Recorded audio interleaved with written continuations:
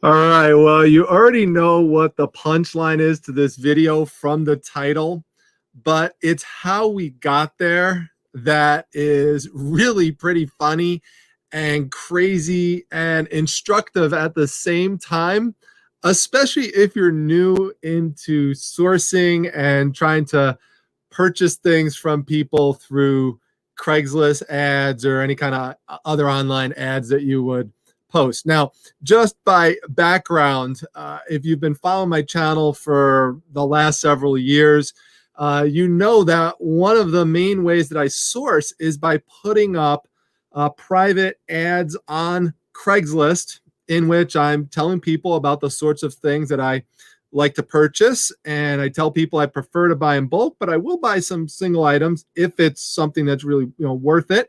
And, they reach out to me and we negotiate deals. I filmed many of them, and there's probably 5 to 6, 7, 8, 9, 10, as many more times deals that I haven't even put on video before. The main point is that it's a very, effective way that I've been able to source stuff at a good price, usually from people who, need fast cash, or people who just need room and they just have too much stuff and they just want to get rid of it. So that's, the role that I serve and how I source a lot of that inventory. So in that context, I get an email in response to one of these Craigslist ads about the beginning of January, like January 10th or so. And I'm going to take you through the emails and show you how this entire thing played itself out. Sit in your seat and put on your bubble wrap seatbelt here, because we are about to go on a fun email journey together here. So here's how things started off. So I get this message that someone has a George the Animal Steel figure with certification. Now, as many of you know, I'm a big wrestling fan. I grew up watching George the Animal Steel in the 1980s. For those of you who don't remember him, or for those of you who, it doesn't sound familiar, maybe you don't watch wrestling, he was this like short, fat, hairy, Neanderthal-like wrestler who had this green, lizard-like tongue, and he would go and bite the turnbuckle open and he would rip the stuffing out of it. This is actually, I'll show you a little video clip of him right over here just to show you what he would do. Let me move it over here. Here you get a little sense.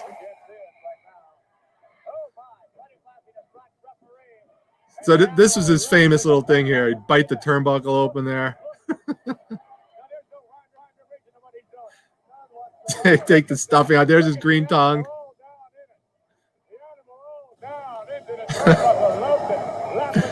Then he'd usually take the stuffing and attack his opponent with it. He'd eat it. He'd eat the stuffing sometimes. It would like come flying out of his mouth. So, he was a memorable character, but not really someone who, people are like, dying to collect or anything like that. I mean, he was cool and stuff, but he's not one of the more, one of the most like sought after wrestlers from that time period. But it's still cool nonetheless. So I was still tentatively interested. So what I said to him, I said, thanks, please send me some photos, condition info, and how much you're asking for it and what city you're located in. So 4 basic things. The city is important to me because, depending on what it is, for one piece, if it's not worth that much money, I'm not going to travel out 2 hours. And sometimes people will, write me and they'll, tell me, hey, I'm like 3-4 hours away. It's just not going to work. So I'd rather know these types of basic things before we start getting into a lot of back and forth negotiation. Price is important too, as you'll see why that's such an important thing to try to just start dealing with that up front. So he sends me some pictures. Now, this is a little odd to me in that, for certificates of authenticity, which I'll give you a close-up here, you could see it's a sticker that's attached to the back of the box.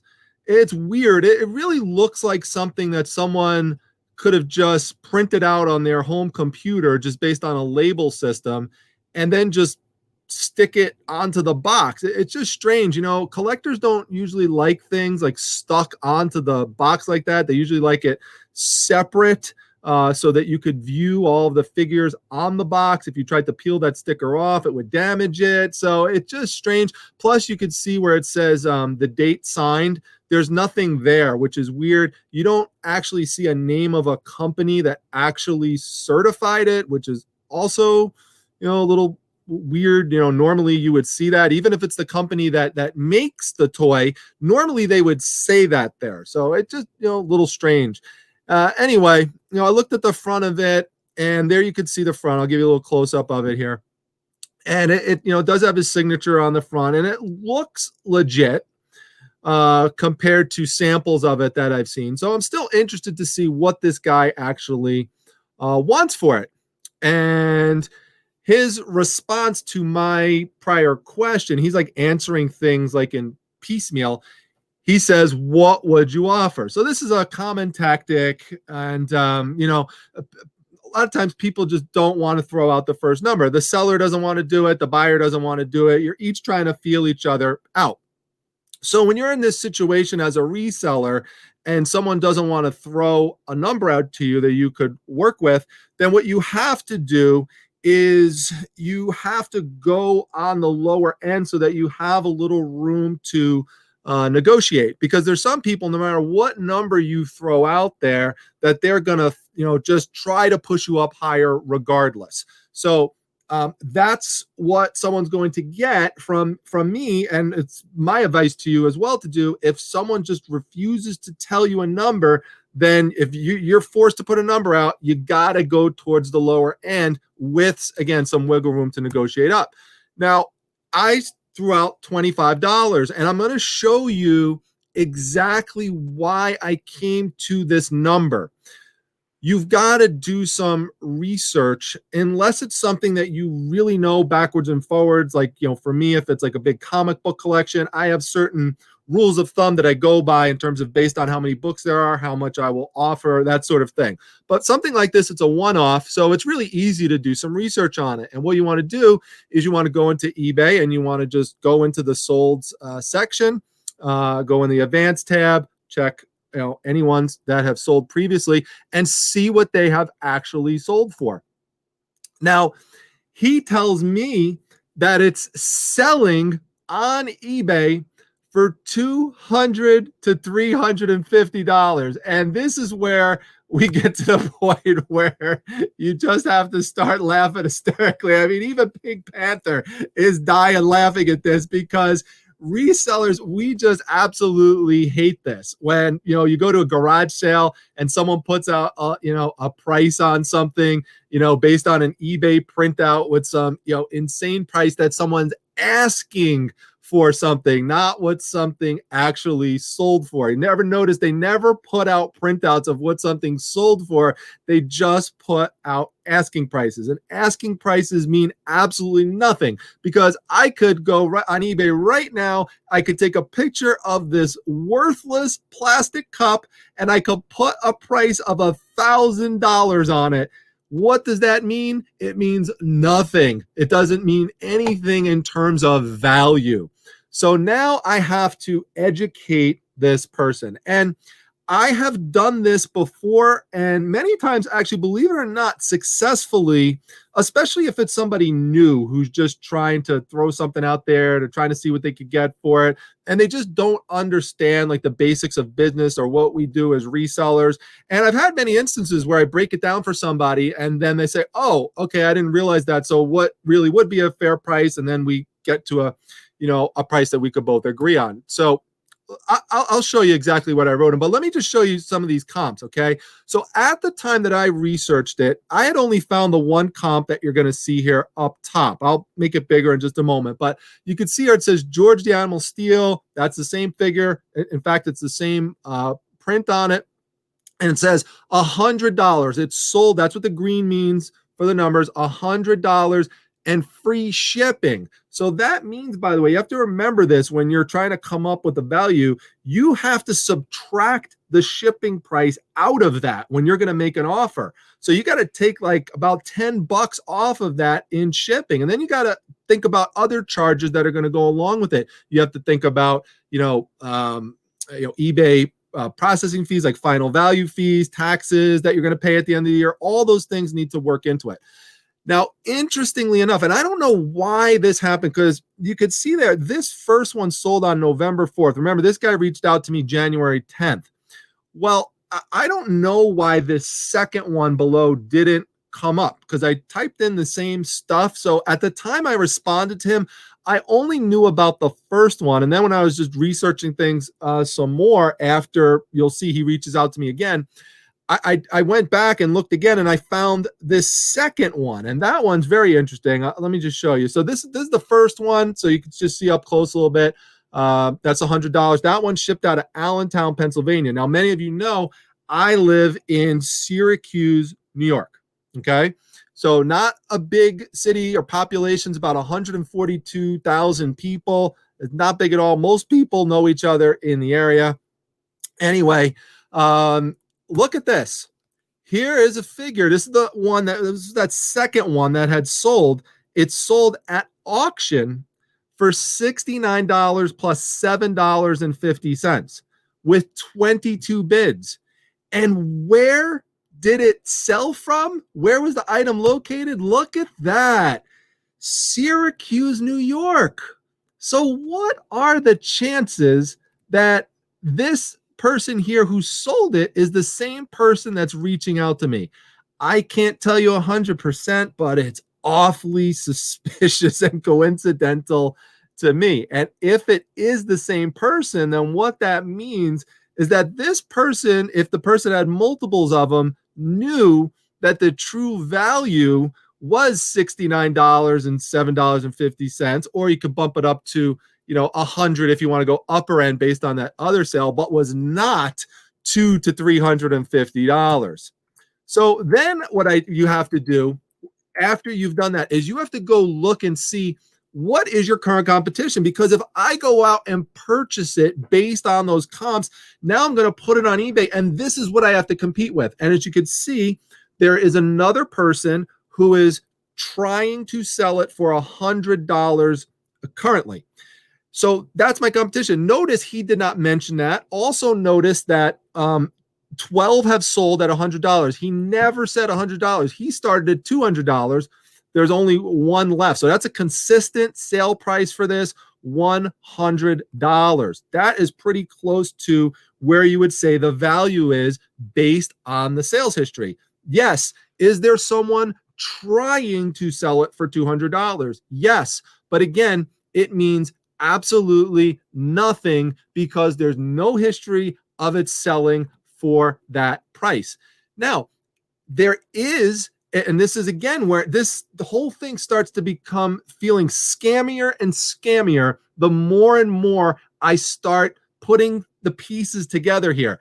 So he mentioned $350, right? Okay, does he think that I'm just not going to go check things and I'm just going to take his word for it? Absolutely not. Okay, that's if people are trying to scam you, that's one of the things that they rely on, is that you're going to take their word, you're going to trust them, and you're not going to bother checking it. So always double check. Okay, so here you could see there's a different George the Animal Steel figure that someone is trying to sell for $359. That's my best guess on how he came up with this $350, because I can't see that figure that he sent me anywhere for that price. So here's where I break things down for him, and I try to do it nicely. Okay, so I'll just read to you. I said, no, it's not selling on eBay for $200 to $300. He actually said $350, but there are some people trying to sell it for that much. But the asking prices don't mean anything when it comes to determining value. To determine value, you need to know what it actually sold for, and only one has sold recently. The sale price, $100 with free shipping. That will cost at least $10 to ship, which brings the value down to $90. Then there's 13% selling fees, taxes. And so I explained to him that's why I offered $25 because, and this is what you have to keep in mind when you're making these deals. As a dealer, and you have to think of yourself this way when you're sourcing, you want to try to get the item for about a third of the actual value. And when you're determining that, it's got to be at the lower end of the value. Plus, you have to figure, again, what is your lowest number for competition, which again is $100 minus the $10 shipping. So there you go. Divide it by 3. You get 30. So take a couple bucks off to give a little negotiation room. That's where you're at $25. Now, really, if I would have known about that second one, I would have offered actually even less because, you have to assume the worst, okay, when you're obtaining items. So you can't assume that it's going to sell for $100 if it's sold on auction for $69 plus shipping. And I mentioned, I've got to factor in my time. This is so important, folks. A lot of people, miss this in their calculations. You have to figure in your time sourcing it, listing it, shipping it, and also you are taking, remember this, you're taking on the risk of lost packages and returns. The person who's selling to you on Craigslist or anywhere else online where you're going to do a local pickup, they're not taking on that risk. Once you buy it from them, that's it. You're not going to return it. You're not going to ship it back, nothing like that. You're kind of stuck with it. So you got to make sure you do the right deal. So I said, hope that makes sense. Now, this is his response to this. I mean, it's like he's on like delayed processing. He just writes me Syracuse, which is the city that he's located in. So it's like, okay. So I said, listen, the only thing that came through your last message was Syracuse. Not sure if you saw my reply regarding value. So then he finally gives me a number. He throws out a number. He says, I can do $150. I'm in Syracuse. Well, at least he threw out a number, but we're way too far apart. And as you can see, based on how I did the research and showed you, does $150 sound reasonable at all? No, it really sounds scammy because, again, there's no one who's even sold it. So he's asking me to purchase it for above retail. This is such an instructive lesson, again, especially for people who are new in doing the sourcing the right way and not getting ripped off from people, because you could easily get ripped off. You could just think, oh, well, I'll buy it for $150 because he said they're selling for $200 to $350. So maybe I'll make $200 on it. No. So I said, did you read what I wrote you? Here it is again. No way I could pay you $150 when it's never sold for over $100. So see below, I post the message. Okay. So he says, pass. I'll just post it myself or give it to my girlfriend's son or my girlfriend or son. I don't know what he meant, but whatever. He's just going to give it to someone else. Listen, fine. That's totally fine. That doesn't bother me one bit. You all know who watch the channel. I have so much inventory. I don't need the George the Animal Steel doll. If I could have gotten it at a good deal, yes, I would have tried to make a deal. But otherwise, it's fine. I don't mind walking away. I don't respond to this. That's it. Walked away from it. Minding my own business. When 9 days later, I'm sitting there minding my own business, hanging out with Daisy, and all of a sudden, I get this message from the same guy. Now, why did he reach out to me to tell me that he has a super rare Andre the Giant figure? Well, it's probably because that same day I reposted my ad. I do it every 30 days. I purchased the ad. It only costs $3. I used to do it for free. The problem is that now your competition goes out and tries to report your Craigslist ad and take you down. They can't take you down if you buy it. So it's a minimal investment, $3. This is where I got that big stamp collection that I showed you recently, and and some comic books through Craigslist ad. So it's worth the $3. So again, he like forgot, I guess, that I was the same person he reached out to, which is weird because it's not like it was like months or years that went by. We're just talking 9 days. So let's see how super rare this Andre the Giant figure is. And let's actually see what one it is, because he actually attached it. This is the picture that he sent me. Here's his Andre the Giant. And okay, well, let's see how super rare it is. Whoa, look at that. I actually see that right now there's one available on eBay for sale. Not only is there one available for sale, there's two available for sale right now on eBay. Now, listen, I don't mind using the term rare if it's appropriate. I know some people don't like it, but rare, if you use it appropriate, it's valid. Like right now, I have a Dietz Lanterns, a Zippo lighter from 1951 listed on eBay. It is truly rare because there's not another one on there. There's not another one that's sold recently.